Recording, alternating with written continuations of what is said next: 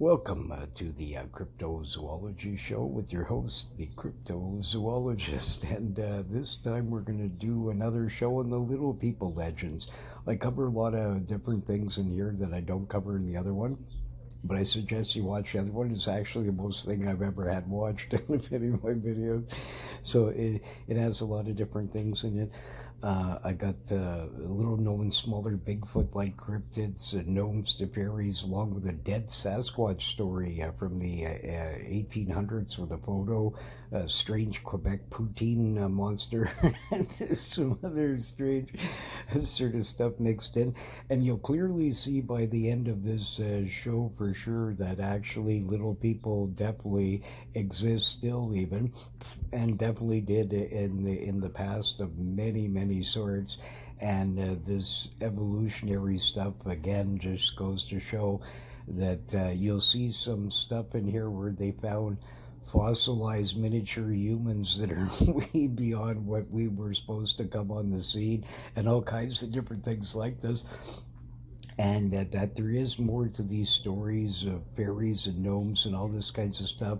They may have been given magical things and they may not have these abilities and things like this, but they were all really actually based on actually real miniature sort of human beings that exist out there. And the thing is that over the ages, there's certain sort of genetic things that come out of us once in a while, and if enough of them come out in an area because of whatever, something that triggers it, then you start creating a new little group out there, and then they carry those genetics on and these different things, and they get smaller, being trapped on islands and all kinds of weird things like this, or sometimes bigger in some cases, right?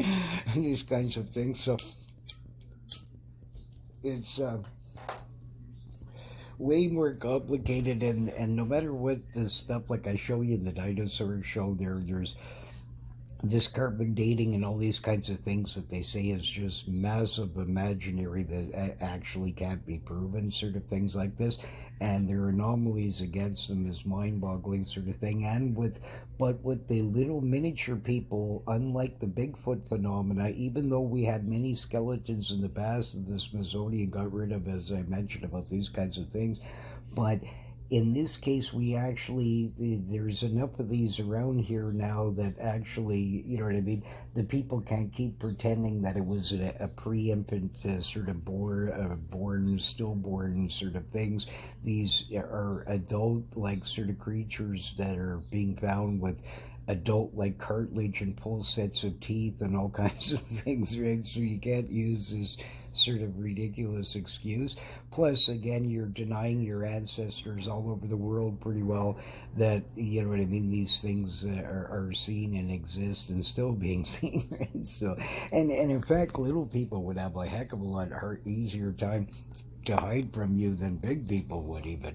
So, I mean, the Sasquatch is harder to fathom actually than the little people, because little people, think about it, you're in a forest and you're walking along, you're telling me these dudes aren't going to feel shaking and anything on the ground, and now instantly wherever they live, they probably don't go far from their terrains, wherever these little miniature places may be underground and things, and so their hunting sort of zone is probably very precise, and they probably have all kinds of exits and entrances of things to now instantly no human being's going to find them, right? So unless it's a zillion fluke in a million that this thing happens to get trapped in a weird spot and you just happen to come along or something like that, or catch them in a trap, it's not likely going to occur, right? Sort of thing like that. So, but anyways, there's a lot of fascinating things like this. Here, this cute little fairy lady here, and the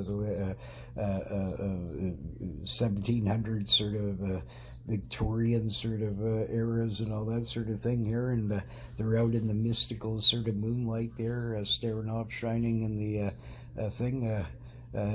Cute sort of outfit there. I'm into it anyways. It's all right, looks pretty good.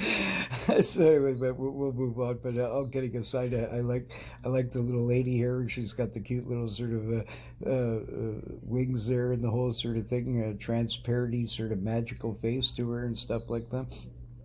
So, but anyways, legends of the little people. Let us cover this interesting subject. All kinds of mysterious creatures, known and unknown to man, that hide in the night, and our little friends from the forest may be hiding unknown to you in your hood, even. Sort of stuff like this, like our little buddy here, the Duende, and these kinds of ones, right? The Ibu Go Go and all the gang, right?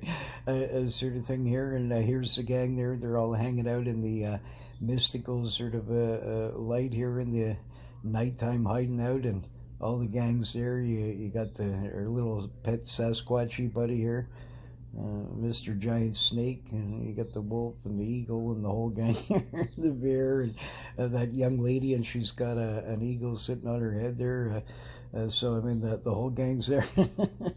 So anyways, there's a lot of creatures that are floating around in our forest that are unknown to science still, and even ones that are, a lot of them are still mysterious where they know little about them. And our world's full of all kinds of interesting, fun sort of mysteries and things like this. And I certainly love the little people. I like the giant people and the little people. I like the extremes of things, right?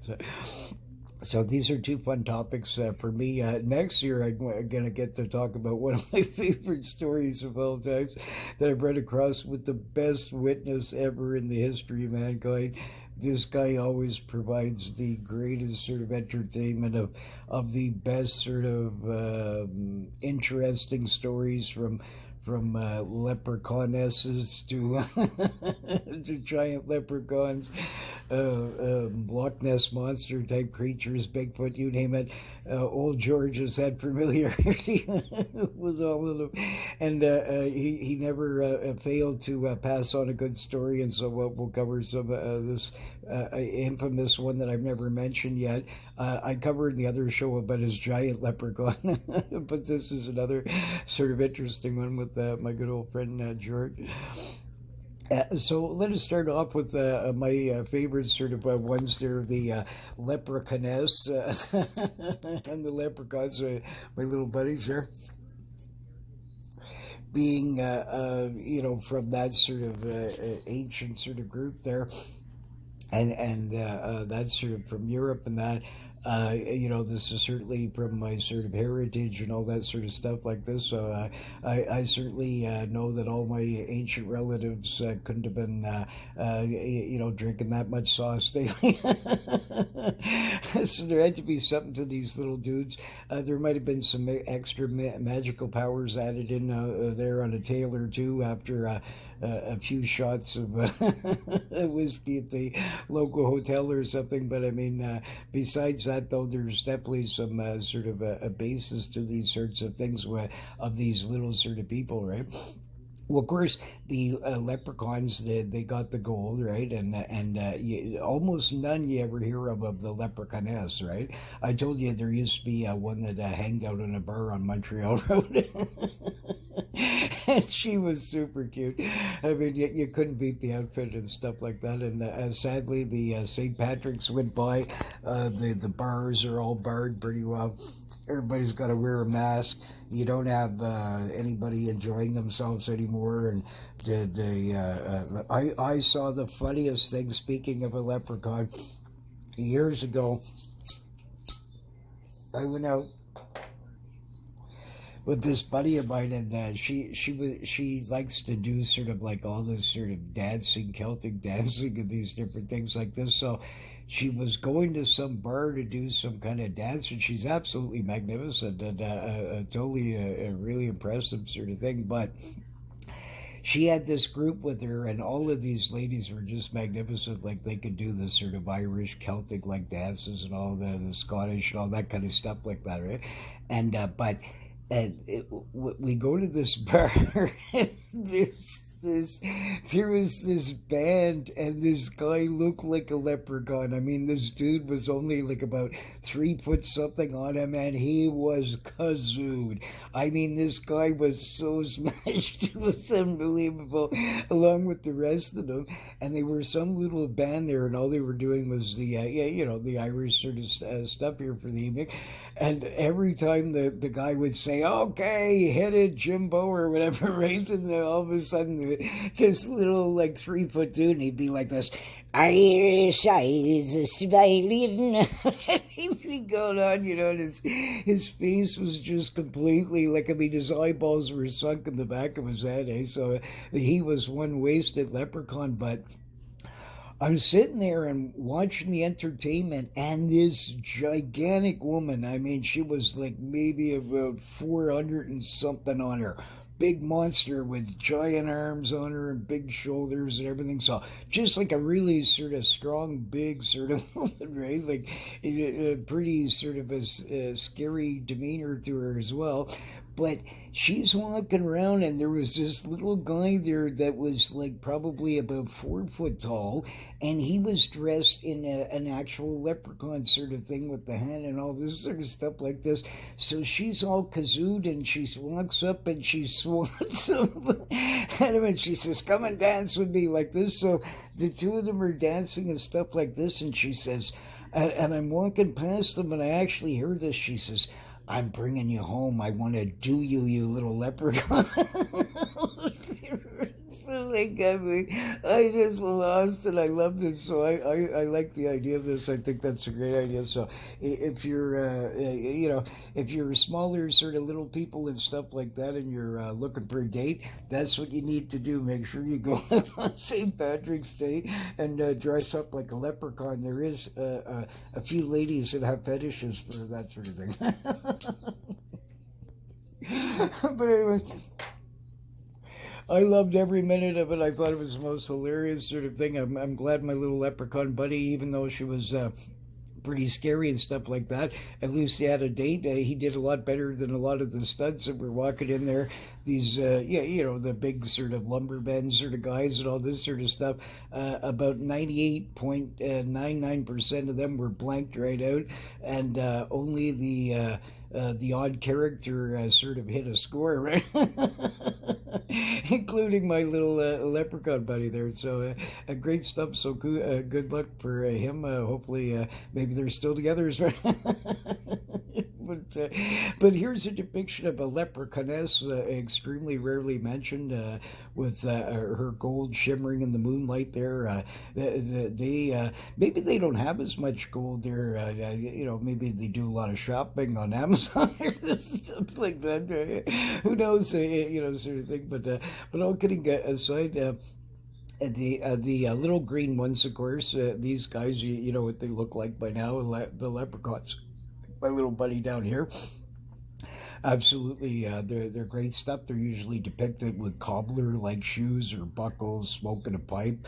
That might have been the cause of some of the sightings of of leprechauns over the years, but nevertheless. I certainly love them anyways, and I mean, there is something probably to this sort of stuff. I interviewed this lady Bod. She saw this leprechaun and this sort of fairy, and they were speaking to each other on this log, and she was just floating above, and they seemingly were talking some kind of weird language. Her and her friend saw this when they were really small. So I mean, absolutely fascinating, sort of interesting sort of things like this. And there's even films and pictures out there, and some pretty weird stuff that I mean, I can't say that they don't exist, and I know I've certainly seen a few of them in some bars from time to time. So there seems to be some evidence of their existence, anyways. But one thing that I know for sure, they probably do exist because old George had a fascinating story. Besides the giant leprechaun that he'd seen, his I was asking him about leprechauns and things like this, and he says, "Yeah," he says, I tell you something. The leprechauness, they exist. They don't mention them much. These young the ladies, but they should. They're very nice looking. My grandpa said that this one she would sneak in and pickpocket him. Steal his change out of his jar and pickpocket him and things like this. He said she was very cute, like really small, about a foot tall, maybe a little bit bigger, like this, and how you say a big rack on her.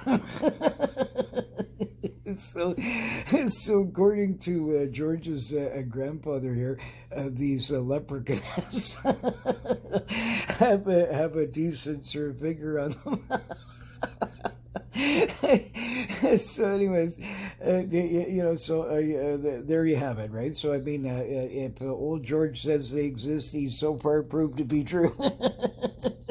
So what can I say? But anyways, his grandfather saw one of the few people on Earth that's ever seen a leprechauness. Sort of stuff like this. So I like the idea of that. I mean, I wish I could go back in time, meet his grandfather, and be sitting there when this leprechauness comes out. I mean, yeah, I would just love. I'd say, please, yeah, I won't keep you kidnapped or anything. I just want you to hang out with me instead of my children. I want to hear about all your stuff, and no, I won't take one of your gold, but I just want to know where you come from, what you're doing, and what do you people do, and all that sort of stuff, right? It would be just the most hilarious sort of thing to walk around with this sort of 6-inch, foot-long, tall, sort of little character up on your shoulder rather than walk around. Sort of stuff. But extremely entertaining. But anyways, I love the idea of it. So, I mean, how do I know? And I mean, there's a lot of strange things out there. So, and since there's actual real evidence that I'll show you later of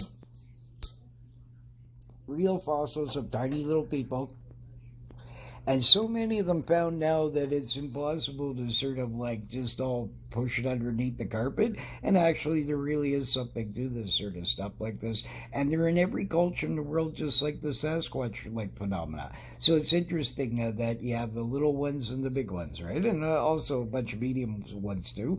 But that sort of thing. But certainly, you have these sort of two main kinds, most of all. So next year, I got this fascinating story, and I love it, and I fully believe you, Jimmy. So don't you worry about it. I actually even have an explanation for you as to maybe why this occurred, and it might not actually be a leprechaun Bigfoot, but so I love this. I bet you even the BFRO would be jealous of this. I have a leprechaun Bigfoot here. I mean, how better can you get than that? I've been saving this one for quite a while here because I was trying to. I'd forgotten to put it in sort of on another show that I was going to put it in, and then I decided I'd wait until sort of around the time of St. Patrick and all that sort of stuff to do another one of these. And so, anyways, I'll tell you here. Here's his letter here. Dear Mr. Crypto, my name is Jimmy, and I was camping by a creek in New York back in the late 90s. I think was in 1998, and my family was singing away at a campfire, and I decided to go down the path to the water's edge. It was a very clear night and bright full moon, and what I saw come out of the forest to get a drink, I know you won't believe me. I swear, though, this is true. Okay, well, I believe you, Jimmy. I saw a leprechaun Bigfoot. He was very short, about 3 feet tall. He walked like a man, but was covered with green, shiny hair. His hair sparkled in the light. He scooped some water with his palm. Then I saw his eyes glimmering like sapphires. He turned around and vanished back in the woods. I ran back and told them, and my mom said I saw a hairy hermit. That's a good one. My dad kept counting his beer case. That's even better. And anywho, I think leprechauns are really Bigfoot little people. Sincerely, Jimmy. I like your funny shows. You can post on your show if you like. So thank you, Jimmy. That's absolutely fantastic. I love it. I'll tell you what, Jimmy, it's very... I believe you that you saw this, but I got an explanation for you. in New York, through Vermont and all that sort of stuff, not a lot of people know that, but some of their sort of creeks and different sort of streams and things like that actually do have small deposits of gold. But they don't. It's almost not worth doing, because unless you get lucky and get a bunch in a spot or something like that, it's not like normal sort of gold panning out west and stuff where you find them in big chunks. It's extremely rare. Usually these things are just like little flakes sort of gold like this. And young Sasquatch, in a lot of reports that I've ever seen and things like this of different, a lot of times they were reported around water. And there's certain native groups that actually believes there's separate kinds of these that are smaller that live along water systems. There's stories like this all the way through, even up in Arkansas, all the way down to through New York State and different things of a smaller sort of like. So there's a lot of different areas, even in Canada and things like this, of these little pockets of sort of where people have seen smaller sorts. And it could be that actually they're just seeing young Bigfoot, and this has just happened to be where their parents find it safer for them, or maybe that's where they first teach them to hunt. It's easy because the creature could swim well. He's a human-like sort of thing here. They probably train them to swim quite young, a sort of thing like that. And it could be that in a lot of these sort of streams and stuff like that, there's a lot of muck and algae and debris and things like this. So let's say that he was happened to have, when you saw him, maybe he was in another spot wiggling around in this sort of stuff, or walked through some marsh somewhere before he even got to the spot.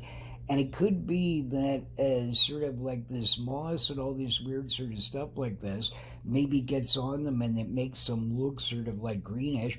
And because they have microscopic deposits of sort of little metals, like even pyrite or different ones like this, it would be feasible, I suppose, that somehow when the creature was wading around in the water, it might have gotten some of it on, and you would see little sparkles in the moonlight, sort of thing. I suppose it's feasible. Anyways, it would explain in a natural way for you that, yeah, you're not just seeing a leprechaun. It could be you actually really did see a young Sasquatch of some sort.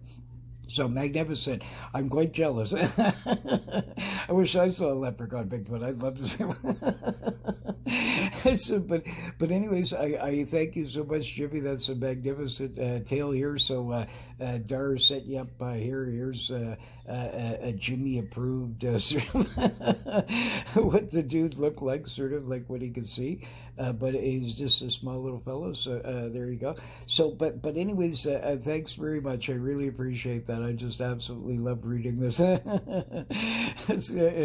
been waiting for quite some bit of time here since you sent it to me and things like that. But anyway, wonderful stuff. But anyways, I fully believe you, buddy. It's very, very feasible if something like that could occur, that somehow he adds a little bit of stuff on him or things. And his eyes, they have funny colored eyes and things like that, so it could shine in the moonlight. It might have looked green from all the other green stuff on him. Right, sort of idea. So, but probably you saw a young Sasquatch of some sort, or one of these other there's other sorts out there of devil monkeys and different things of these sort of smaller variety, or even a race of little people, one of the little people ones, right? There's in New York State there in the Catskill Mountains and things, they would play nine pin.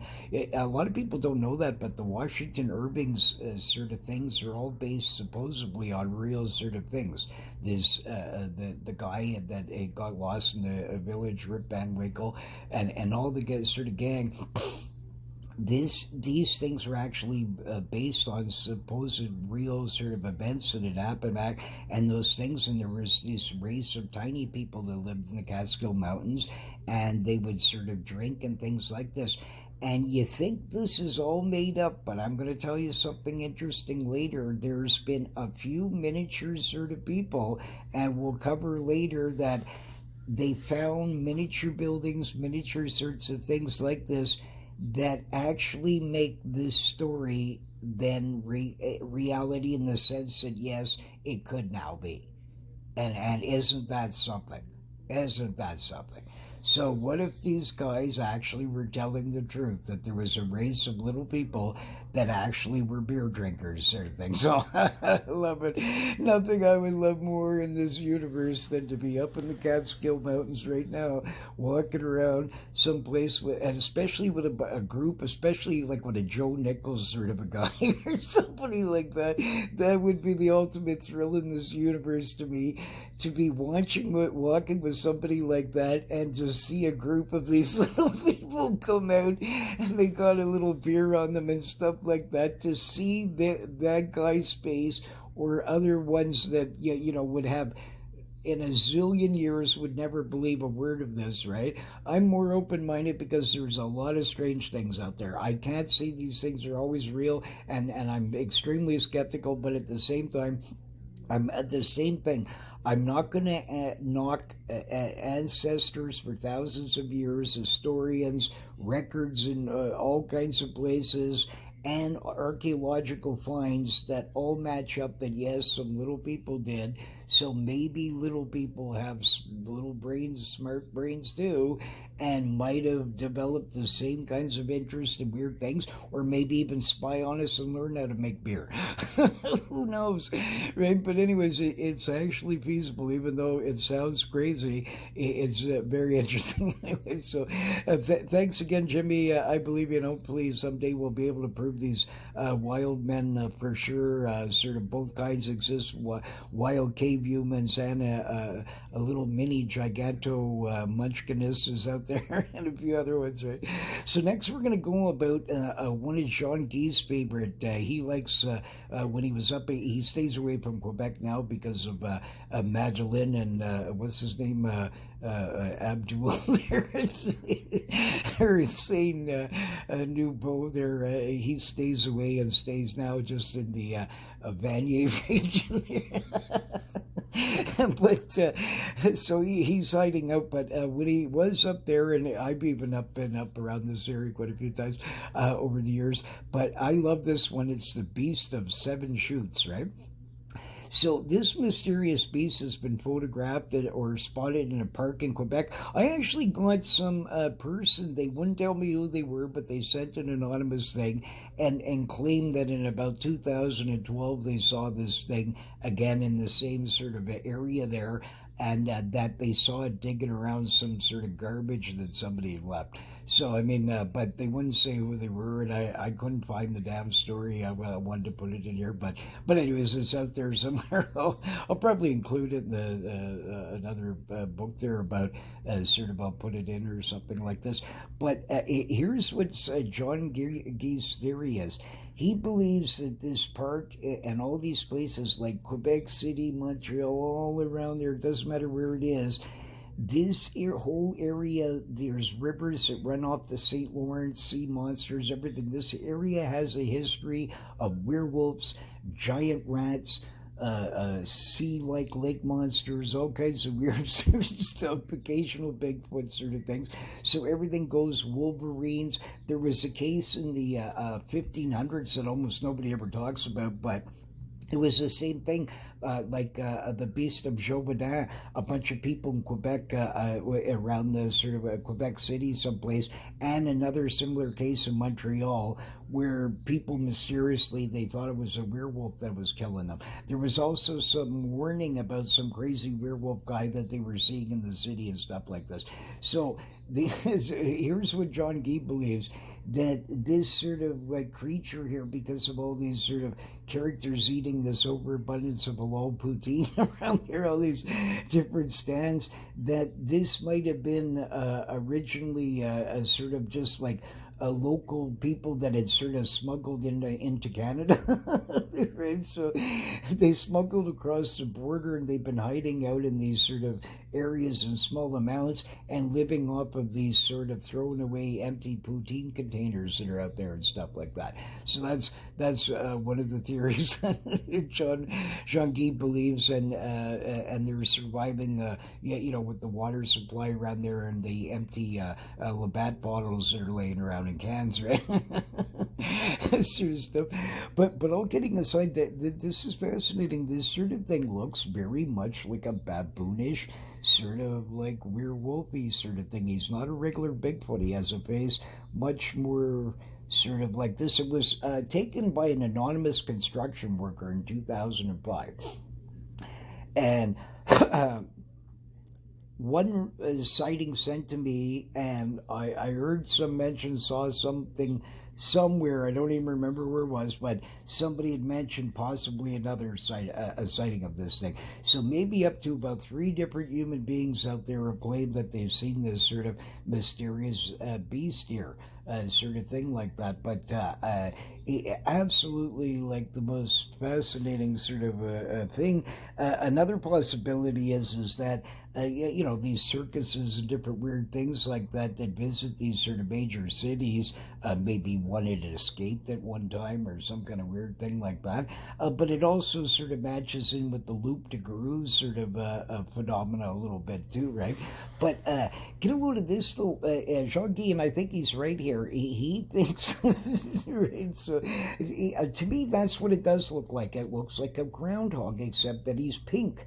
So, like, what if this guy is maybe just some kind of really, you know, some hairy dude from from way out east, let's say, right, or something like that, that came out of one of those bizarre discos that they have down there and stuff like that, because a lot of those guys, they like wearing some pretty wild outfits, and you'll see some of them though be walking like in Montreal or Quebec City and stuff like this, and the guy will sort of look like this, almost like Bigfootish, very sort of hairy. I remember in the 70s you'd go in these disco bars, and I mean some of these guys were like a Sasquatch. They had so much fur you couldn't even see the 18,000 gold chains that they had on them.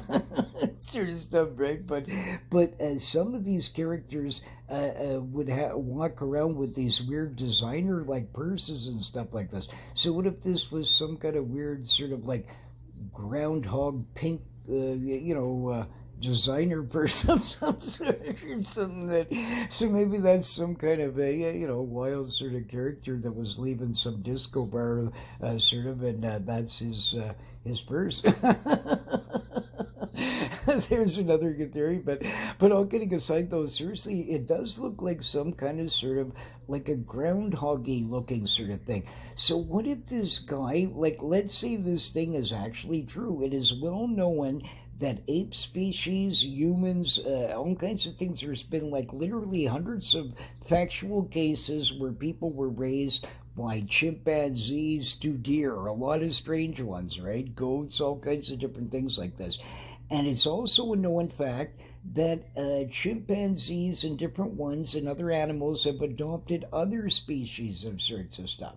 So what if this poor guy here was some kind of weird albino sort of groundhog or something, and this sort of guy here, this is like his mascot buddy, and he's just carrying him. So maybe he lives off of the poutine containers and just eats garbage around there, or maybe he's sort of eats whatever sort of tree leaves is around the place, right? And that's his little buddy, or maybe he's a vicious killer, but he likes his little buddy, just like in the Bugs Bunny thing there, where you see Bugs Bunny being captured by the abominable snowman, and he says, "I want to call you my widow wabbit."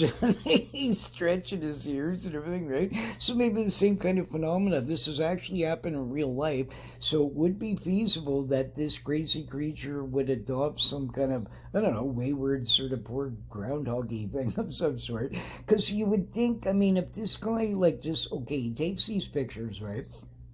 If this thing was real, you would think this thing would already be chowing down on it if by looking at his face, he looks pretty werewolfish, baboonish, terrifying-ish looking. And you would think that this guy already would sort of, but the creature's eyes is sort of open here, and he looks like he's half content, like smiling. He's not even seemingly trying to move much here. So that's the thing, is that what if it's feasible that this is actually a sort of pet of some sort, like some kind of buddy of some sort? It could be. I mean, I know it sounds the same, but I mean, The thing is that I wonder if it is actually a real sort of thing, right? And they have had these stories there before, so they've been around since at least the 1700s, bare minimum, and way before that, really, like about 15 cents. But for sure, where they're calling them loop de gurus and all these kinds of stuff, there is a similar like phenomena where any person seeing that thing leaping through the forest and going like this, that is a loop de guru-ish sort of thing, right? So that could cause a sighting like that, especially in old times before people had the internet to know the difference between a Bigfoot, a loop de guru, and a furry pig monster that walks up, right? It wouldn't matter.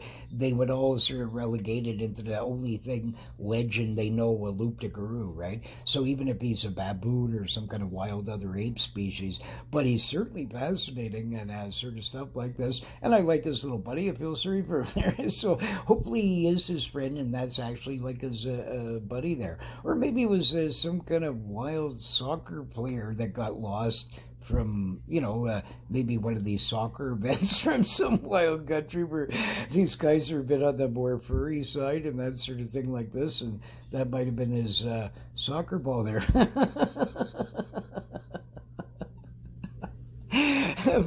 but all kidding aside, he's very similar to the Halal Nest monster there that I show you on one of the other ones here. So, but whatever the case, like even he's got a weird red thing on the top of his head. So what is that?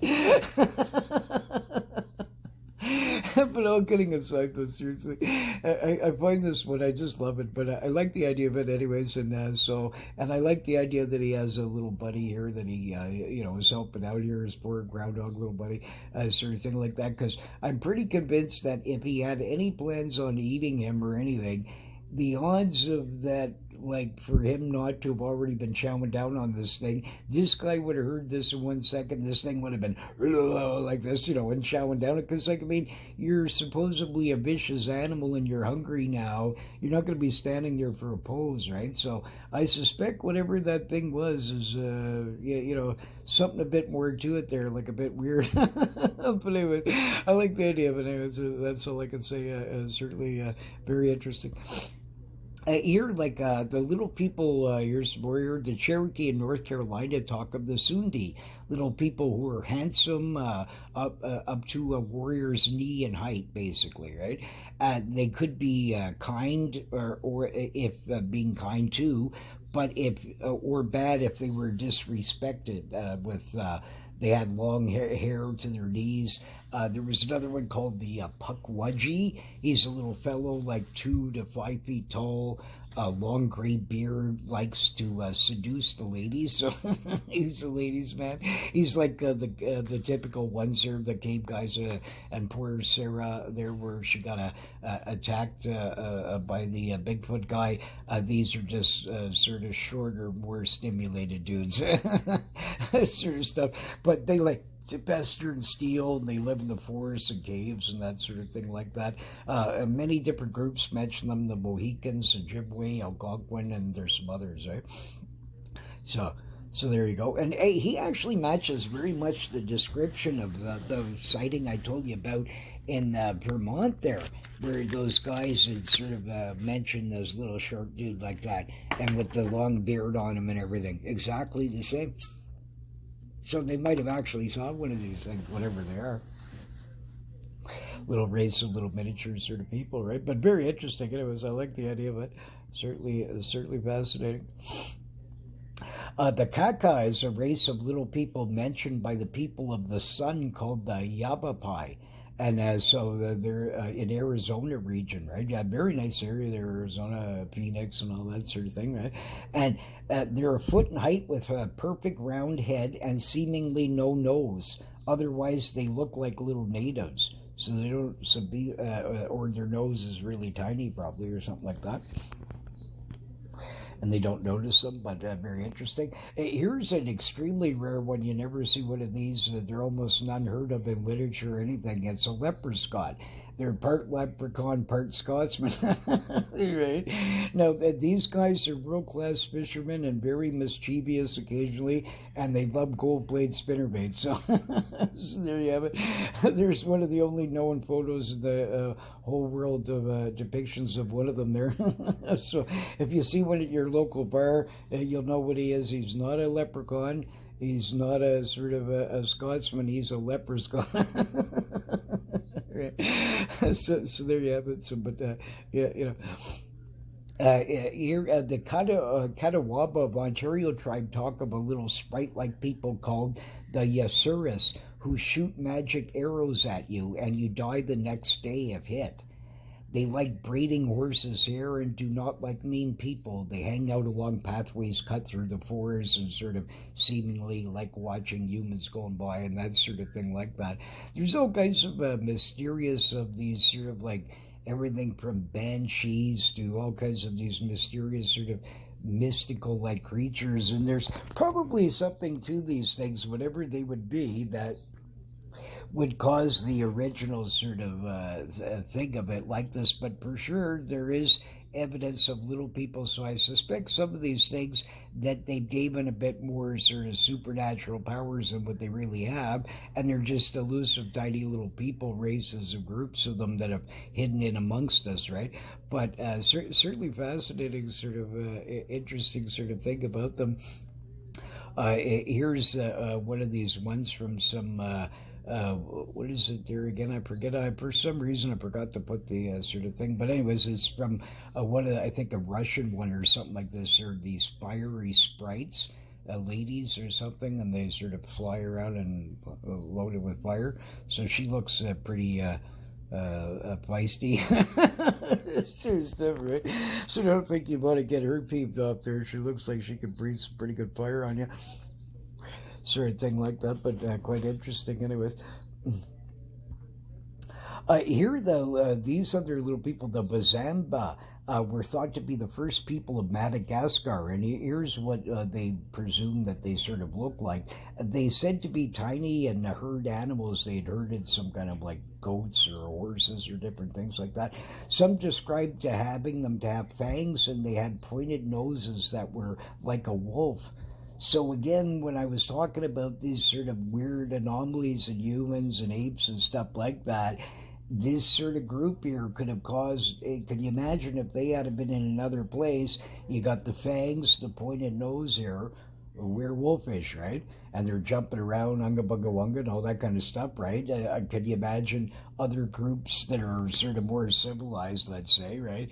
And they run into them, well, of course, they would get these reactions, right? They were said to bury their dead in bogs. So I find that interesting because bogs are well known to sort of preserve things, right? So it shows that they were fairly intelligent because it seems they probably had some methodology to that, realizing that the bog would sort of, I don't know, maybe keep them sort of preserved longer for whatever, for some mystical reason. Maybe they can bring them back later or something. Like their whole sort of thing about them has vanished. They supposedly vanished by about the 16th century. Some people argue that they were just taken over and that they didn't really vanish. They sort of just blended in with them. But I mean, it seems weird because you would think you would have these examples of these microscopic people running around and they would have weird sort of fangs and stuff as they describe them, right? So, I mean, it's hard to know. But anyways, it's just another sort of interesting sort of tale out there. But sort of ones like that, I find that sort of interesting. I love these sort of old artworks and weird things that you can find around. It's fascinating sort of stuff. Here, I love this one, the Menahuni of Hawaii. I mentioned that on the other show, but I wanted to mention some things about it that I didn't sort of mention on the other one. Now, this one has some fascinating evidence for it, and this is one of a place, it's one of the few places in the United States I've never been, right? And I would love to sort of, this one I probably sort of could do somehow, someday, sort of thing like that, and it would be a lot easier to hunt this sort of cryptid than a lot of the other ones, because this is some kind of wild little sort of human beings, and I'm pretty convinced they actually still exist, okay? There was these shows and these people actually, there was this one lady that impressed me so much that she had this photograph, had done at her wedding.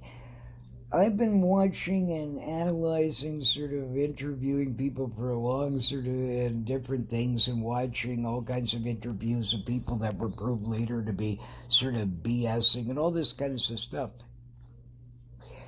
And by her demeanor, her reactions, by every sort of thing in this universe that I could read, I would give her a 99.99% probability that she really fully believes that that was Menahuni came to her wedding, and these tribal elders said that this little girl in that photograph there on the left, it's hard to see, but you can find sort of online, just check out Menahuni, right? And then put Menahuni photo or something. You'll eventually sort of find sort of like I forget what sort of but they had these different interviews with these people.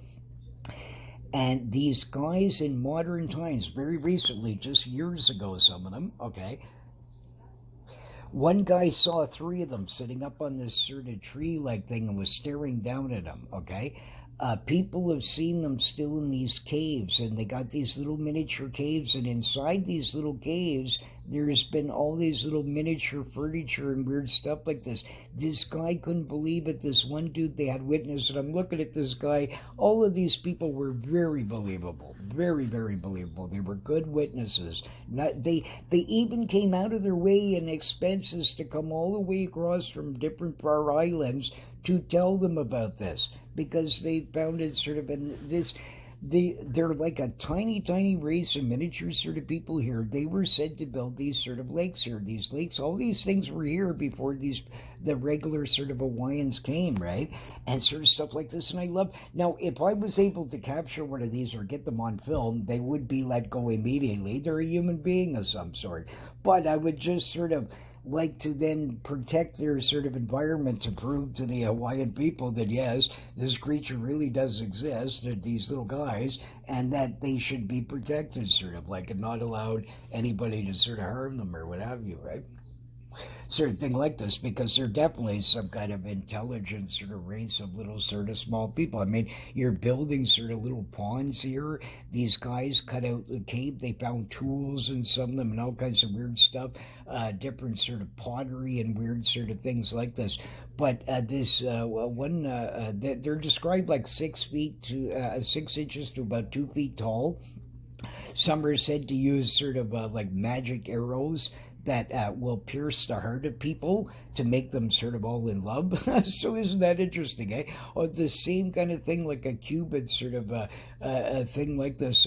But this one lady, Mrs. Spencer, there, that's looking at her, I could be 99.9999999% convinced that she believes 100% that was a Menahuni, and it pumps up, and you can clearly see it. This little Menahuni lady poked behind the tree because she was curious about this sort of wedding. I could see that. I mean, can you imagine? You're just like any human beings, whether you're a giant Bigfoot or a little sort of person, you probably would be curious and know how to sort of know that we're dangerous from ancient times first running across us.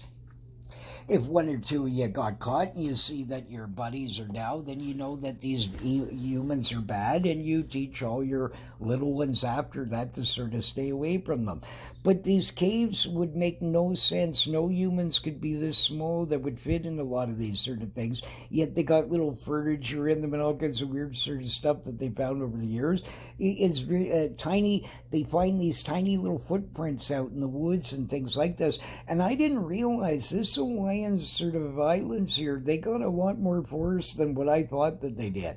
And they could survive and hide in there. And apparently, very little archaeological research or much things has ever really been done, because the Hawaiian people don't like the U.S. sort of telling them all what to do, sort of thing like this, and they just sort of, keep them at bay, sort of, which is good actually, because that's where the more you're going to keep the place nice and sort of stuff like that.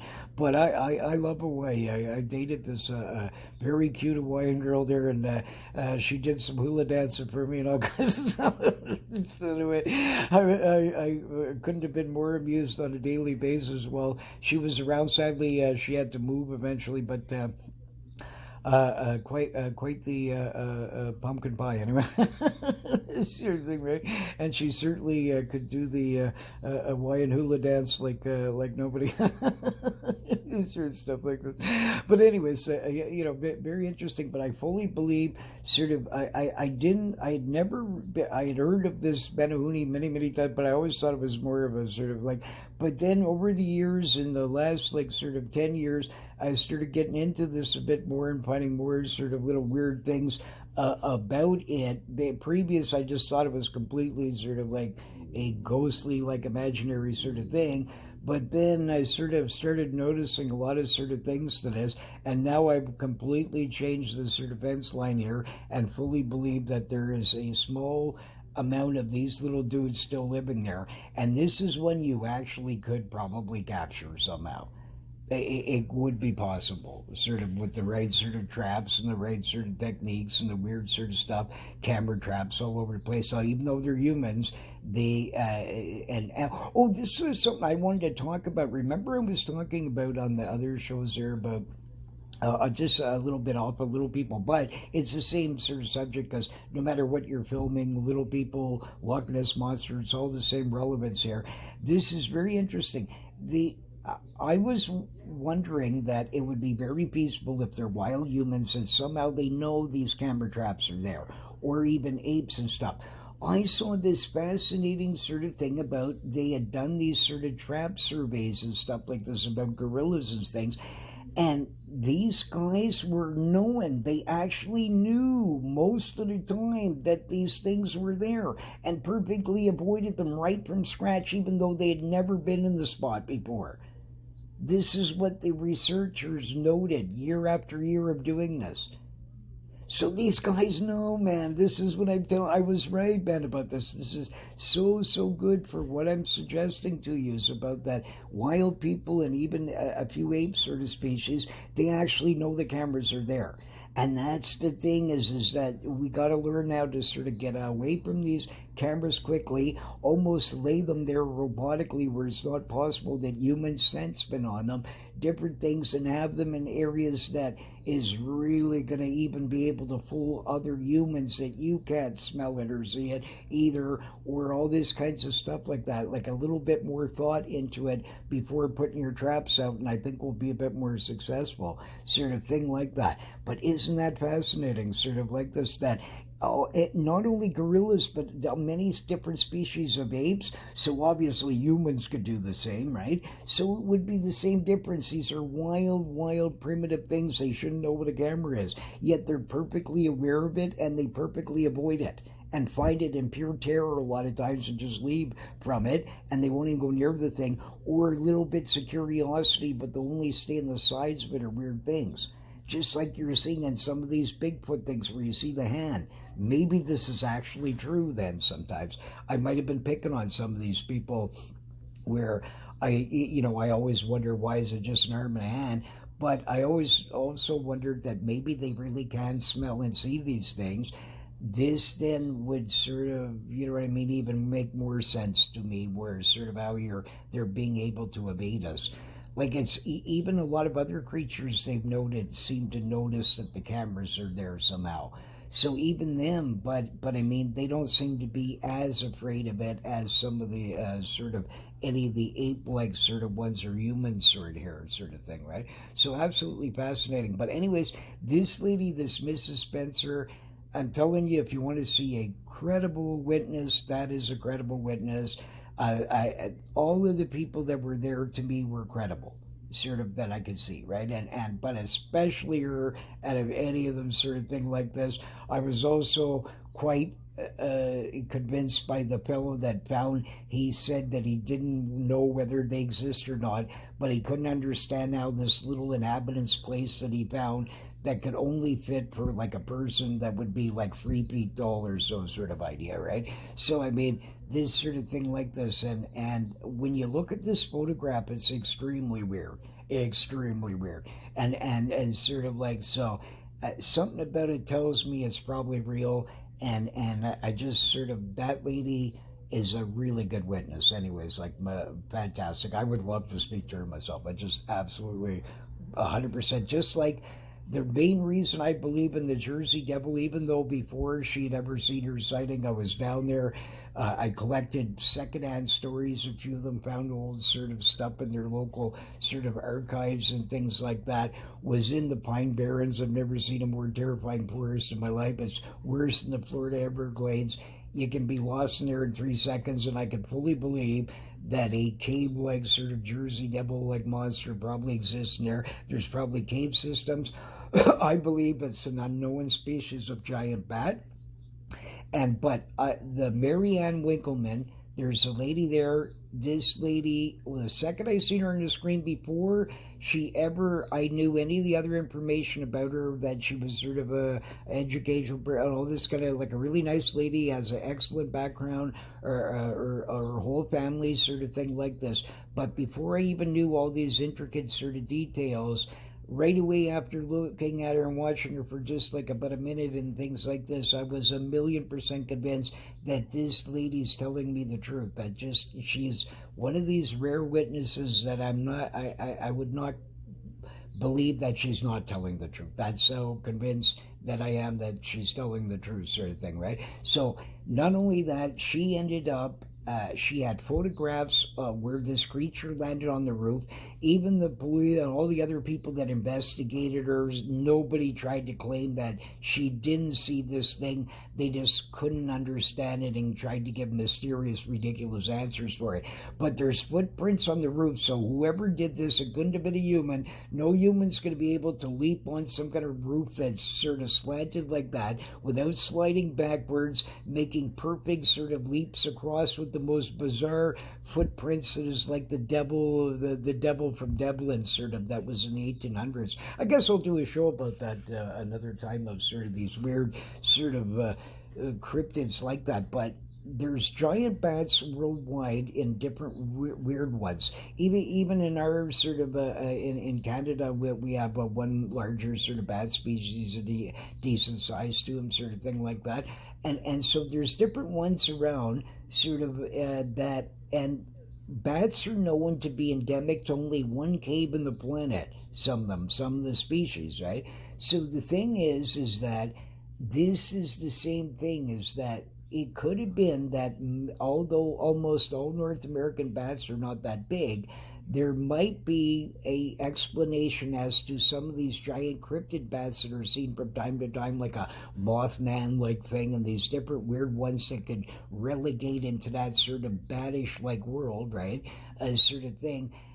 This particular species may have developed something, instead of like claws, maybe they sort of stand upright or do something weird, an evolutionary thing that's slightly different from regular sort of bats. Just like there's hammerhead bats that look pretty weird. They got a strange sort of hammerhead like evolution to them. So it would be feasible that their claws might be more, I don't know, calcified looking and some kind of weird like hoofish looking of some sort.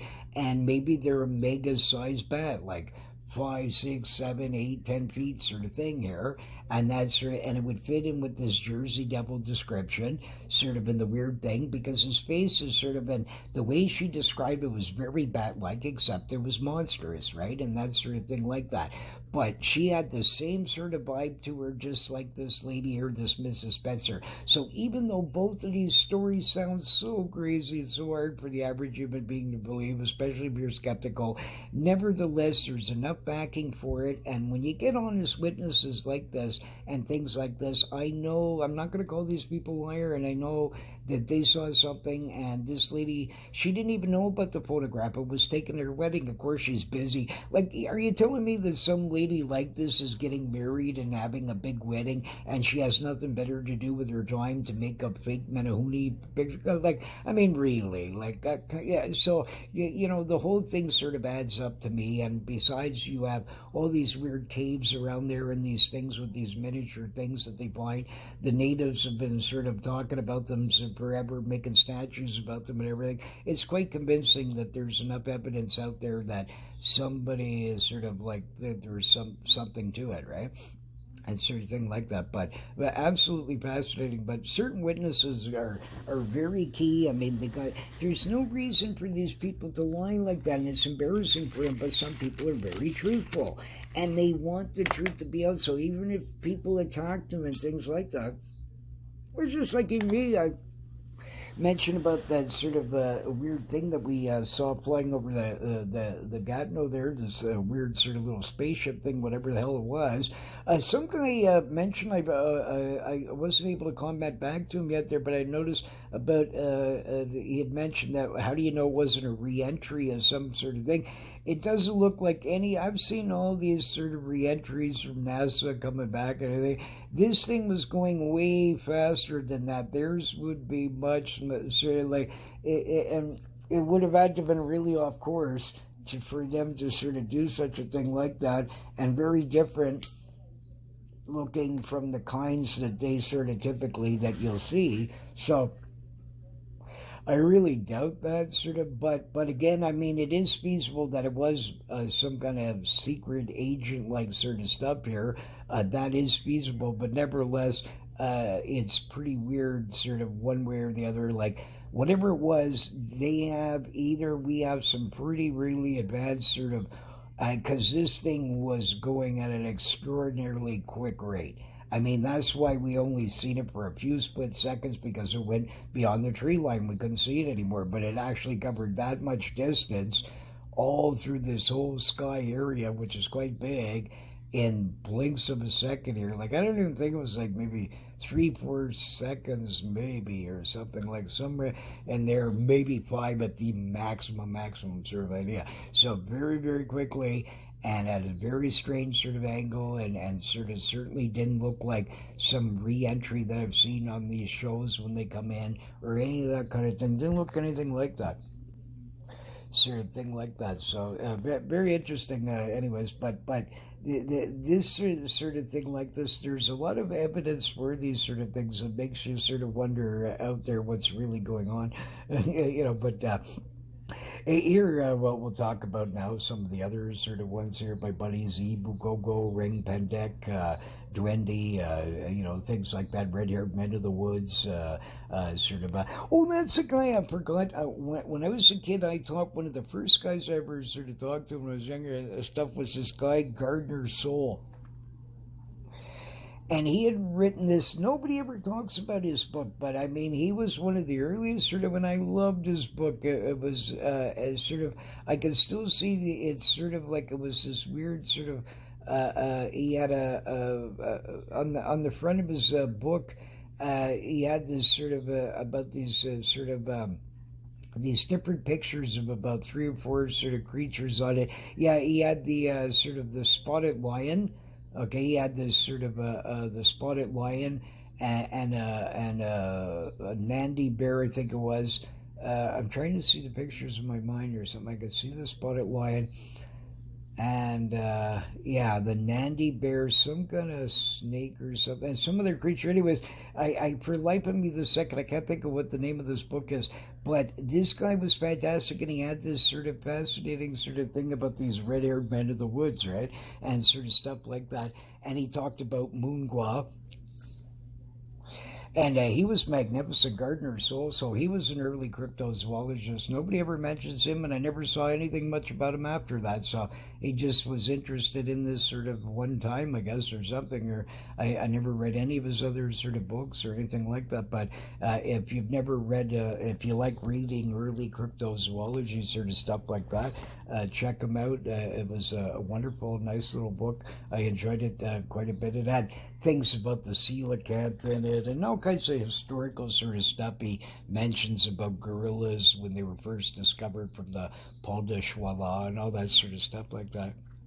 So, like a lot of these things that people mention nowadays, I've known these things since the 60s. A lot of stuff I remembered these things when I was a kid, right? A lot of even information and stories I forgot about that I'll run across, and some guys sort of pitching it out now as some new discovery, this sort of thing. But all these things were around, they were talked about many times, and even previous to that, in Fade and all kinds of different ones like that.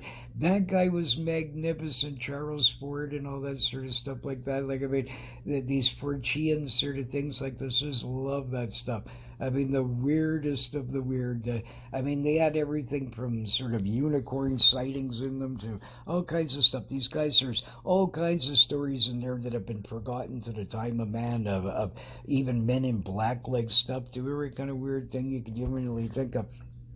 Charles Fort was probably one of the kings of all times of sort of the strange and the weird of that sort of thing like that. There's another guy if you want to check out some fascinating sort of stuff, besides even Robert Ripley and stuff like that. But and we'll talk about him with the Atacama Munchkin there, sort of stuff like this. But first we'll go on to hear about the little people, the Ibugogo of the Isle of Flores. Now, get a load of this. This is really interesting. I was telling you about this fake sort of dating of the earth sort of stuff and all this sort of stuff. Get a load of this. When they found these, originally they were reported that some were like 12,000 years old, right? Okay, perfectly in the time of man here, like even most historians would believe at least that we've been around that long. Even biblical sort of people, a lot of them sort of, some say it's 6,000 something, but I don't know where. I think they're basing this on the fact that that's when the Bible was first sort of recorded, put together, but you have to remember that the stories from previous to that must have taken time to do these things and that. So I suspect that there's some kind of mix up of that sort of part of it. But no matter what, like let's say, 10, 15,000 years ago, we appeared on the scene somewhere from our earliest sort of written like sort of records we can find and weird things like this, right? But anyways, these guys had dated it at this. This got them in trouble instantly within about 30 seconds, and all of a sudden they change it. Oops, we made a mistake. Now it's 50,000 years old. Right? So conveniently, these guys, these tell you this Ibu Gogo, totally thought as mythical completely until just a few years ago. Then these characters find this, but because they were so young, this upset all the evolutionary. Oh, it's not going to fit in. Ooh, what do we do? So now let's tweak it. Oh, now it's 50,000 years. This is what they always do, these guys, right? Like, so there's cover-ups with this stuff on a consistent basis that is mind-boggling stuff. How any people believe any of their sort of stuff, this is... They just keep doing these kinds of behaviors, right? Like sort of thing like this. Like I'm wondering if this guy here is staring at him and saying, he looks much smaller than me. I wonder if he was smarter than I am. So I mean, because people don't get this as they pitch you by the size of their brain and stuff like this. I mean, ants are able to sort of make giant colonies underground with buildings and construction and all kinds of stuff, right? So, like, I mean, their brains are pretty small. So, sort of thing like that. So these things are ridiculous. Just like in the old days, you had to have a room to just get like 64K of RAM's sort of idea of memory here, right? A whole room of this sort of stuff just to get that amount. And that now in a little microscopic phone, you can sort of almost catalog a quarter of the world's information, seemingly, on some of these nowadays, right? Depending on if it was got a terabyte drive in it and all this sort of stuff. But all kidding aside, you can certainly compile a hell of a lot more information in a sort of thing like this. Yet it's much more compact size, right? So the human body, no matter whether the guy was like 2 inches tall or whether he's like 10,000 feet tall, and his brain is it's just wired different to sort of fit and work under the sort of level like this. And they certainly could be intelligent with a microscopic brain, and just another gobbledygook theory of theirs that sort of is a complete hogwash show, right? Sort of thing like that. But anyways, this is what these guys do. So they discount all these natives' accounts. They're not seen much nowadays. It could be they don't exist anymore, but even if they still do, they must be in quite low supply, but they certainly existed hundreds of years ago. So there was all kinds of reports of them and stuff like this. These natives would fight with them and stuff like that. The little women would whip their boobs over their chests like that. There was another ones that were like that were similar in sort of Sri Lanka area, the same sort of thing like that, and different ones. So all around these whole sort of regions, a lot of these islands have the same kind of stories of these little miniature people. And as I suggested to you, the real truth is that we had a cataclysm ages ago that caused a giant flood-like sort of event. The earth cracked and split. The earth used to be perfectly sort of more all round and a more one piece, and that's why now these lunatics are finding Arctic dinosaurs and all this sort of stuff, because at one time the Antarctic was warm, and in ancient maps you can see all these places were open, proving again that there's no way that they wrote these maps. These guys claim that this froze off millions of years ago, yet these sort of people have maps of all these with every intricate detail. How could they know what the bottom of the lakes look like and all the different things in them? The maps are 100% accurate. They're just finding this stuff out now, right? So how does a guy know and show all these sort of continents and these places, the Antarctic and all this sort of stuff? It's all open and things like this. The real truth is, like all your ancient relatives said, so you can keep believing in a handful of people that make up theories, sitting in the back room smoking a lot of Trugrelo, sort of stuff, right? You can continue to believe in that sort of thing, or take your ancestors at their word that here's what really happened: giant floods or cataclysm and stuff like this. Like I told you, I suspect that even though they say only Noah sort of in the biblical sort of thing, the Bible doesn't say that he didn't allow anybody. This was just his instruction of the thing like that. But I don't think that he went out of his way, let's say if you're going to go a biblical way, that God went out of his way to kill extra ones, that so if the guy happened to make up on the top of the mountain, so be it, right? And this sort of thing like this. There's all kinds of mentions of angels and different beings that come down and help others in different places. So let's say this is feasible, that we were affected by people from the skies or whatever that came down ages ago and sort of helped create us, or we were already here and they advanced us, whatever the case, right? So now you got this sort of flood. So even if they didn't cause a flood, a real flood happened from natural incursion of some sort, right? And this sort of thing like this. These giant earthquakes are the whole atmosphere is starting to be swung around and all kinds of crazy stuff. So now the earth starts cracking, and these different continents start breaking up and sliding this way and that and with this. These creatures then, a lot of them sort of, even though you flooded the earth and things like this, a lot of them sort of, they're still on this thing. It still may not be rocking and rolling too much exactly in the spot where they are, so they're still surviving. Meanwhile, now the flood's getting higher and higher and higher. Finally, now the water is starting to come up to the thing. They see this sort of stuff. They survive the last little parts of it through running into cave systems, getting trapped in air pockets, floating on trees, all kinds of bizarre sorts of things. So now it starts to drain down. Now they happen to drift on a little island.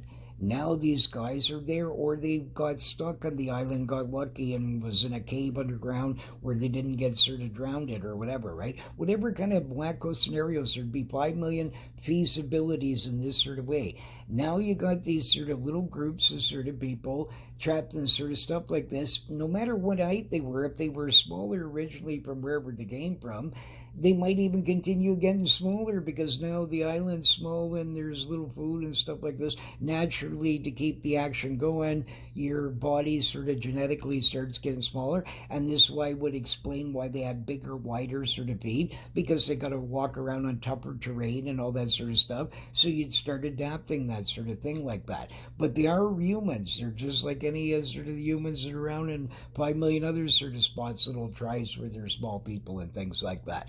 And this sort of thing. This is why you find even sort of pygmy rhinos and pygmy elephants and mastodons and stuff on little islands that were trapped on these sorts of stuff. Some thought to have been went extinct thousands of years ago. Some claim millions and all this kinds of things like that. But the bottom line is that you find this all over the place, because the real truth is that they got trapped after this sort of flood and they adapted to the new sort of environment like that. And that's why some places might not have, even if it's God doing it and he blessed this sort of thing, it could be the way he did it. It starts here. So let's say he just goes, wow, like this, and he takes off. He doesn't even want to watch her because he's busy doing something else, whatever. So now you got the sort of giant rains coming. He shot a meteor at us, figuring that'll blast everybody and I'm done with you, right? So now he's calmed down later on, and he notices Fred and Barney drifting on a log, and he says, oh, poor Fred and Barney, they're not that bad after all. Maybe I was in a bad mood.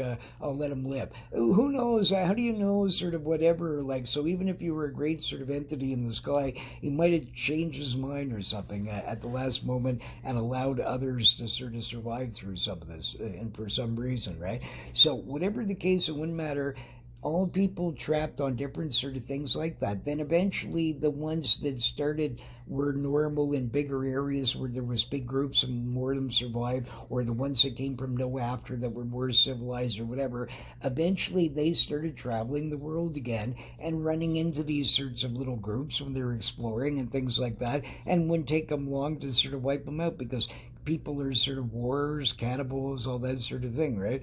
And that sort of thing. So, but I mean, it's quite interesting. But I mean, even here you can see there seems to be very conspiratorial sort of thing going on all the time, where you're first stating these dates, then all of a sudden you change them and you made a mistake, and it's conveniently some other guy. They just still wanted the guy wants a promotion. Okay, you go investigate it again. Oh no, you did a wrong digit on there. When you calculated, you should have put 0.0 instead of 00. You're a bad guy. We're gonna discipline you. You're not gonna be allowed to make a test tube baby for the next 6 months. You're on hiatus. So he's barely nice to you. He didn't fire you and stuff. Now he's fixed the problem. You're the poor doofus, and sort of now he gets a promotion, but he's full of crap, and so are you. Right? Like so this is the thing is that this is mind-boggling sort of stuff where we're accepting these sorts of things where these guys change their sort of reports by the minute, right? Sort of thing like that. Like my buddy here, the orang pendek, the little guys of Sumatra. For centuries, these little hairy, likely wild humans that walk upright have been captured in the past and given to royalty as a gift. Describe red to yellow hair, standing 3 to 5 feet tall. Even scientist Marco Polo mentions this little fellow, right? So definitely, he's still a lot of people. There was even this really famous photographer. This guy has gotten some of the most sort of elusive sort of cats and rarest animals that were never photographed ever by any human being, thought to be myth, a lot of them, and all this kind of stuff. And this guy's been that successful, and he saw one, but he wasn't able to get his camera out in time, so he actually missed the thing, right? And I saw this sort of British sort of lady. She was some kind of anthropological sort of person or something, and she saw one. Quite a few good, decent witnesses over the ages.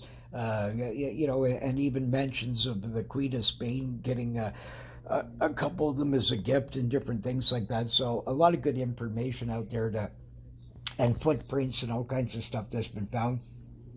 And even a new orangutan species recently, not far from that sort of area, was discovered. And certainly he's the most, of all the ones, near plausible one that I could sort of, I would say that is out there. Is one of the more plausible ones for sure. Sort of thing like that. I absolutely love that place. So it's pretty wild there, and you can, all kinds of sicknesses and different things go on and things like that. But I mean, this is some kind of wild little sort of human being.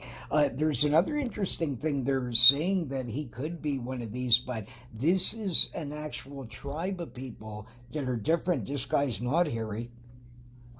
But there's this tribe that was there that was thought to be extinct too, that they also call names like this. They say like orang, because orang pendek, orang bandi, there's a but different, there's even orangs, what the hell is it called? Orang something, where he's a giant, so he's like a Bigfoot hairy sort of guy that lives there too, right?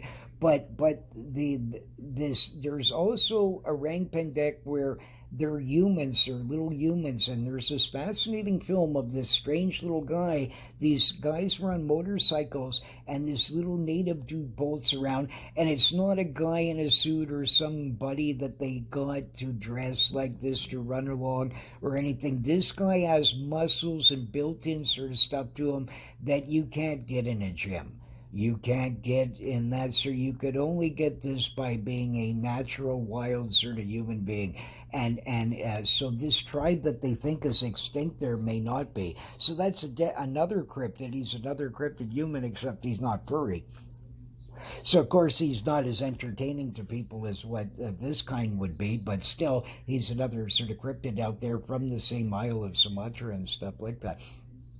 Now, here, this one, everybody here argues about this sort of one like this. He's now vanished. But this is the facts.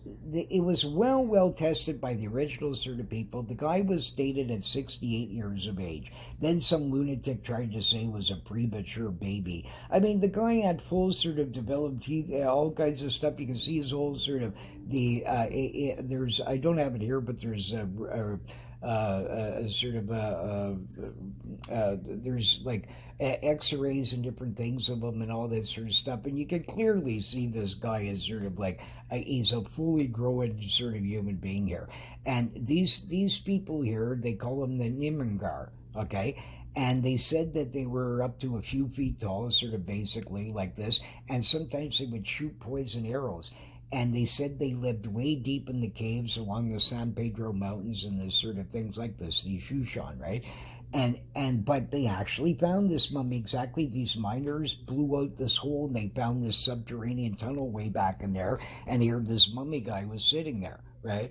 So this is sort of like categorical proof that yes, a sort of little like fossilized sort of human here, right, existed. And even though there's skeptics nowadays, it was very well around for a long time. All kinds of things done at it, and this sort of stuff. And only people that have not tested it in modern times have made these fake sort of claims about it. And the people previous that had actually tested it when they had it in their hands and things like this, because these guys said, okay, go ahead, test it and whatever, and it passed all these sort of things like that. So, I mean, it matches their description. It's the same mountains, the same thing. You got a physical evidence right in front of you. Duh. Like, I mean, seriously, right? Like, I mean, but people really, they can't handle sort of, so they're always going to try sort of other wacko sort of explanations, right? It was, a baby, a diaper that sort of mutated and turned into him or whatever, like sort of stuff like this. But I mean, all these things are sort of, right out there to make you wonder, right? But here, other sort of, this one's very fascinating. Now, get a load of this, and the little people here, these little miniature people that are like a foot less in sort of height here, okay, were found in 2017 in the Antarctic by some sort of science group. They were digging around archaeological sort of things like this. Now, get a load of how crazy these, like, okay, all of this time until very recently, just a few years back, they told you that no dinosaurs could have lived sort of in any of these sort of regions of cold or any of that sort of stuff. They had to live in that sort of thing, right? Like this. All of a sudden now they keep finding a bunch of the Antarctic, but conveniently this Antarctic was all open in these old maps. So these guys actually believe that now they're finding sort of these miniature people here, like these guys, okay, here. They're finding Tyrannosaurus Rex, all kinds of stuff, and now they're calling them Arctic sort of frozen sort of dinosaurs where they lived in the freezing cold, and they're making up these giant imaginary books of how they sort of lived in the cold, and they must have eaten snow sickles and all this sort of stuff. Instead of the reality, this even proves more the theory of this sort of stuff. What the fossils you're finding is because this place was quite warm just a while back, and it actually got pushed out into this sort of place where it causes the cold, and then of course all these creatures died, those sorts, because they wouldn't have been able to probably take this, or some of them might have been able to adapt to it. It's possible, I suppose, but even at that, they didn't sort of originally come from that and sort of thing like this. But these guys here, as a for instance, these guys are dated, what was it they said, like 400 or 500 million years old, some outrageous sort of a thing. So this means that little miniature people were around here, sort of like this, you know what I mean, 16 times longer than supposedly when we first came on the scene with their new imagination of 25 million years. So, but I mean, these things are ridiculous, but they actually believe now that there was this whole sort of race of Antarctic sort of dragon monsters, when it's much more likely that if it's true, like I said, that all your ancient ancestors tell you that either a meteorite, giant floods, earthquakes, whatever, it doesn't matter. I suspect that yes is true. Let's say even if there's this mighty God sort of and he blasts down this rain, that doesn't mean that you have an understanding of how he does it. Maybe he did shoot a meteorite. Maybe he understands that. So no matter which way you want to go about it, even if you don't believe in God and you just want to believe in cataclysms, that it was natural, still a meteorite probably did hit the earth thousands of years ago, or some kinds of other things that could have caused this giant sort of torrential rains, upheaval, all this sorts of stuff like this. These places that were once warm, just like Canada had ferns on them and tropical plants and all kinds of stuff, all of a sudden now we're cold. But this was thousands of years ago, not massive millions as you're claiming and sort of stuff. In our times of human recollection, these ancient stories were passed down, and this is what really, and even the Champlain Sea, even in my region, they say that it was flooded here 10,000 years ago. All kinds of areas you can find around in different areas. The scientist guy will claim that it was flooded 8 to 10,000 years ago in a spot. Well, isn't that convenient? So you got all kinds of scientists that don't realize that they're helping sort of this factual thing that yes, there must have been a flood, because if you add them all up, it seems that the whole planet's flooded by their thing, but they're all saying 10,000 years. Yet, if you ask any of them, they'd know this must have happened millions of years ago. Like so. I mean, this is the thing but individually they'll admit a certain area was flooded. But then another guy in another region sort of talks about a flood that's right near him, and he doesn't realize he's correlating his, right? So I know about this shit. I've been studying all these guys for a long, long sort of time like this, and they weave you a gigantic, massive pile of sort of goods here, right? That is really sort of out there, right? Sort of stuff. But anyways, here's another fascinating one. These archaeologists actually ignored this fully because it gets them in trouble. Nobody wants to cover it because it's so controversial and stuff like this.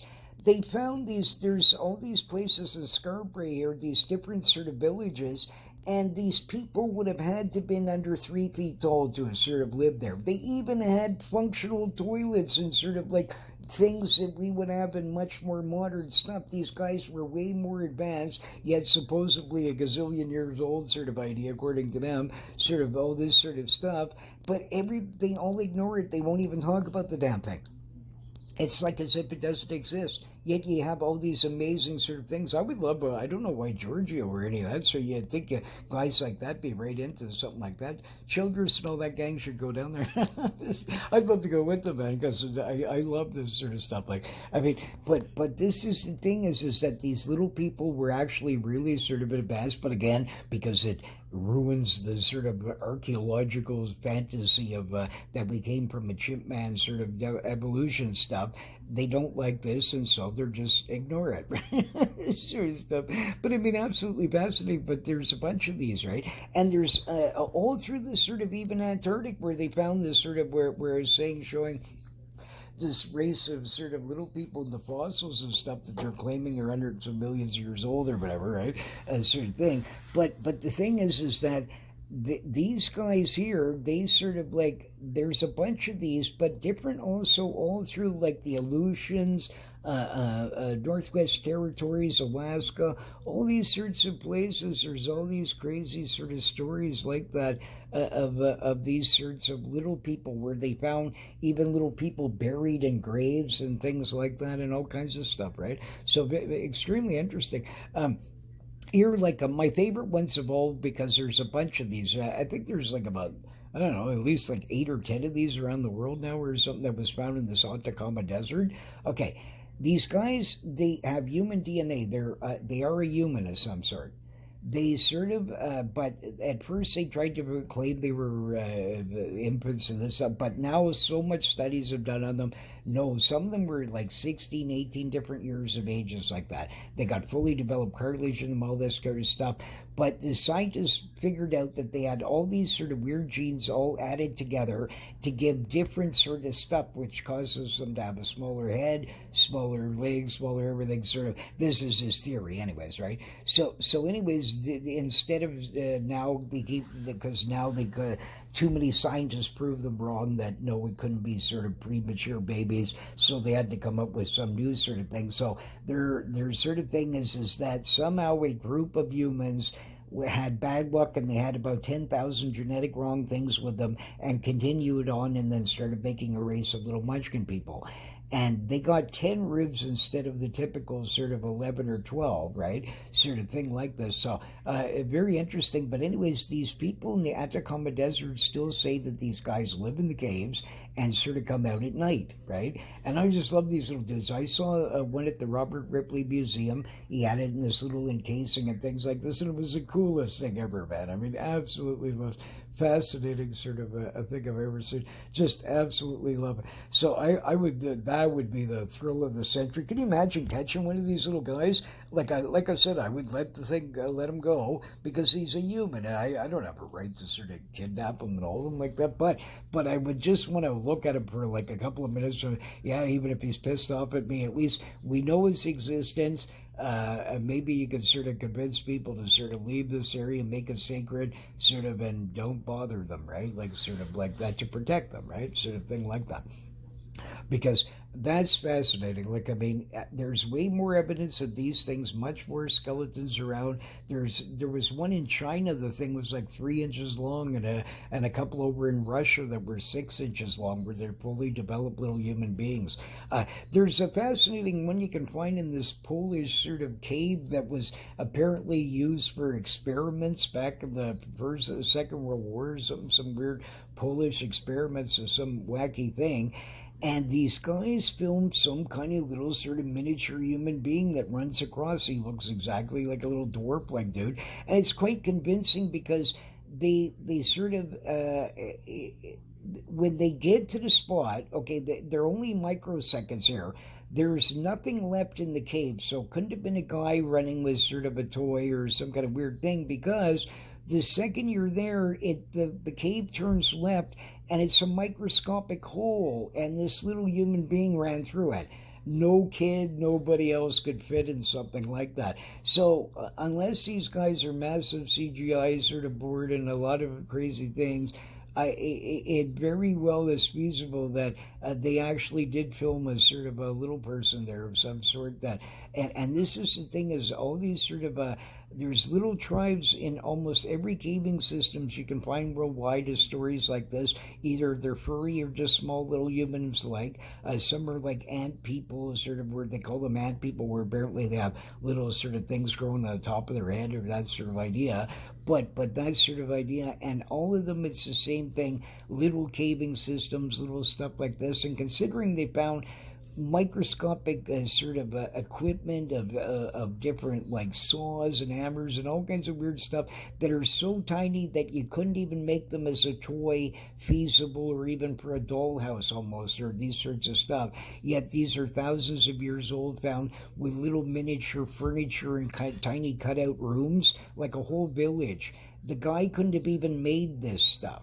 You couldn't get in there to sort of even carve it out, or the stuff like that. So I mean, it sounds in wild sort of contraptions here for some guy thousands of years ago to be bored, to invent miniature robots to sort of start digging tunnels out, then smelting sort of miniature weapons and pottery, and then making miniature rooms with this sort of thing. It doesn't, and considering we actually have these physical sort of little skeletons laying around and things like this, it's enough sort of for me to say yes, for sure, little people in the past have existed, at least of various sorts of them and stuff like that, and they certainly still do, probably some of them today. I mentioned the other one there, a story about this lady had sent me in about some researcher guy, and this the little leprechaun guy scoffed his sort of a key or something out of his pocket.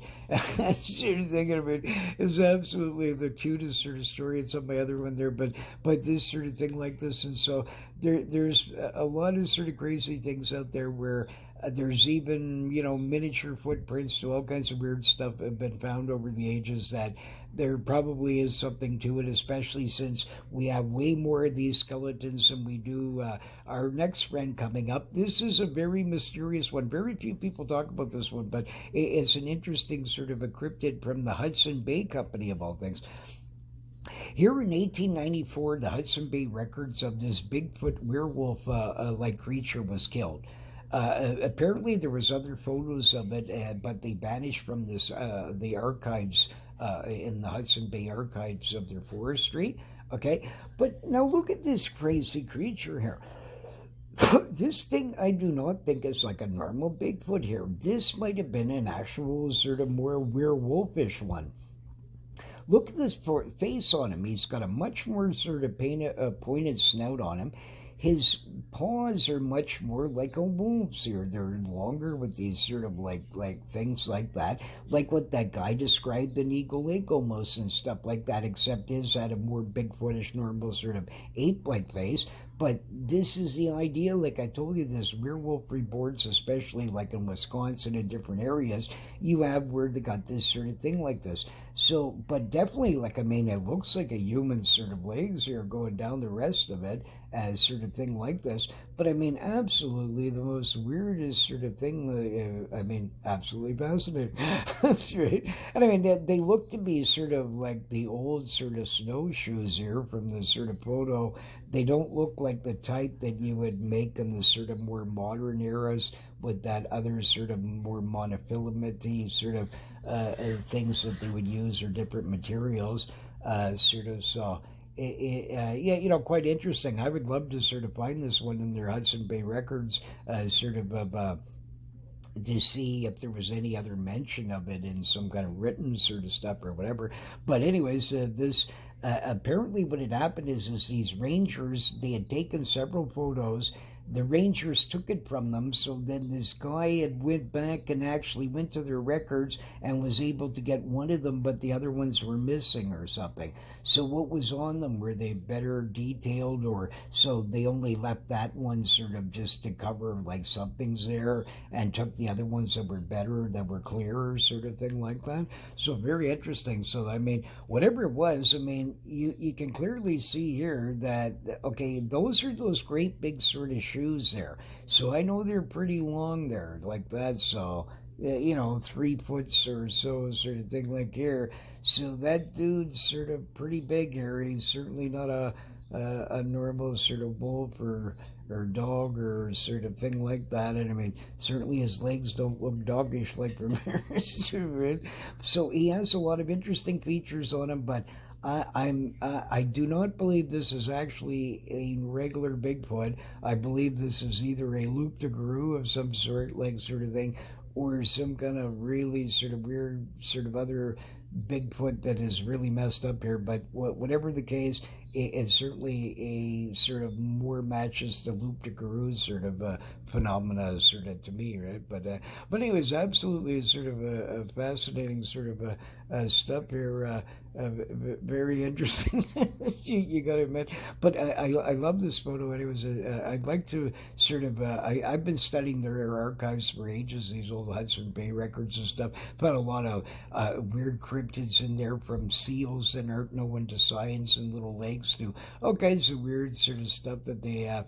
Odd mentions of a sea monster here and there, and weird sort of Bigfootish like sort of stuff. But this one's here definitely sort of very interesting. Anyway, another one for the sort of archives there for sure, of a interesting sort of a kill of a possible Bigfootish sort of thing. But whatever he was, he's definitely Bigfootish enough that, I mean, if that thing existed, there'd be no reason to keep doubting the Bigfoot one as much either, sort of idea, right? So no matter what, he's sort of extremely fascinating, whatever that he was there that was on him. I just noticed that that's really strange. Did somebody sort of drag this guy, or what did they do with him? What the hell is that in his hand there? You can see some kind of weird sort of like, as if there's some kind of a chain or some kind of little rope thin sort of thing there that's hanging off of his paws. I don't know what the hell that would be. That's absolutely weird. I didn't notice that before all this time. I've looked at his picture so many times and I never even seen, because I was so clued into his face and paying attention to his claws, but I just noticed that weird sort of, what is that?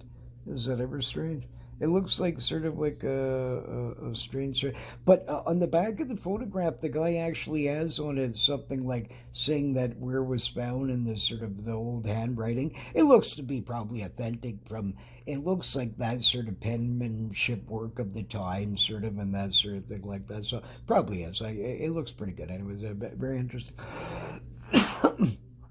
So, one thing, from ancient pottery here, you can see miniature people and all kinds of cultures, from the Greek to all over the place. Sort of here showing him fighting with a bird. The poor little guy there. He's got his big stick, and the mean old little bird is attacking him here, sort of thing. Including this sexy, cute little lady here. I wish I was sitting on the beach with her right now. And I'd have maybe a Singapore slinger, one of those, sit with her there, and we can shoot the shit there. Isn't she cute? I find her quite cute. But anyways, great stuff, great photos. So, but anyways, so certainly the case is closed for me. Little people exist, and I mean, and if I was sitting with her right now, I'd be discussing with her, saying, a lot of people don't believe that you exist. So anyways, hopefully you enjoyed this shorter show.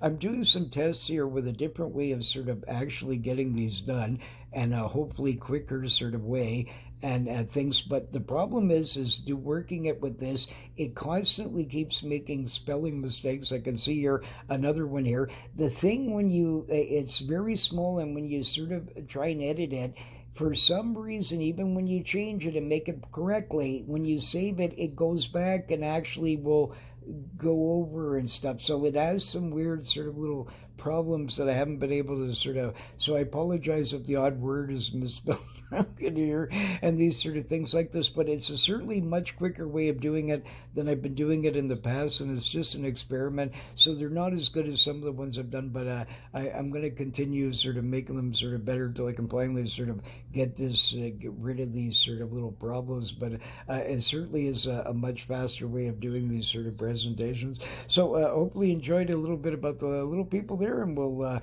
do another show soon. So even this was a short one, sort of thing. But the thing is, though, that You can certainly see here that there's certainly some sort of interesting sort of things about the little people and stuff like that.